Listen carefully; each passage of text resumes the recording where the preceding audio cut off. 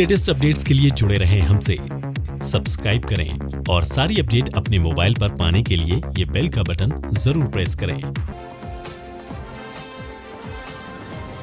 Corona virus के संक्रमण को रोकने के लिए देश में 3 मई तक लॉकडाउन लागू है, लेकिन लॉकडाउन में बंद लोगों के लिए इस बीच राहत की एक खबर है। गृह मंत्रालय ने देश में आज से तमाम दुकानों को शर्तों के साथ खोलने की इजाजत दे दी है। ये वो खबर है जिसका इंतजार पूरा देश कर रहा था, लेकिन कोरोना वायरस का संक्रमण अब भी तेजी से पैर पसार रहा है। इसी को देखते हुए सरकार ने कुछ शर्तें भी रखी हैं। गौरतलब है कि लॉकडाउन की वजह से सभी तरह के प्रतिष्ठान बंद कर दिए गए थे और सिर्फ जरूरी सामान जैसे सब्जी, फल, दवाई और किराना की दुकानों को ही खोलने की इजाजत दी गई थी।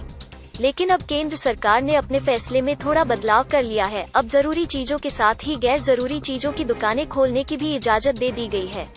कोरोना वायरस के संक्रमण को रोकने के लिए देश में 3 मई तक लॉकडाउन लागू है, लेकिन लॉकडाउन में बंद लोगों के लिए इस बीच राहत की एक खबर है। गृह मंत्रालय ने देश में आज से तमाम दुकानों को शर्तों के साथ खोलने की इजाजत दे दी है। ये वो खबर है जिसका इंतजार पूरा देश कर रहा था, लेकिन कोरोना वायरस का संक्रमण अब भी तेजी से पैर पसार रहा है। इसी को देखते हुए सरकार ने कुछ शर्तें भी रखी हैं। गौरतलब है कि लॉकडाउन की वजह से सभी तरह के प्रतिष्ठान बंद कर दिए गए थे और सिर्फ जरूरी सामान जैसे सब्जी, फल, दवाई और किराना की दुकानों को ही खोलने की इजाजत दी गई थी। लेकिन अब केंद्र सरकार ने अपने फैसले में थोड़ा बदलाव कर लिया है। अब जरूरी चीजों के साथ ही गैर जरूरी चीजों की दुकानें खोलने की भी इजाजत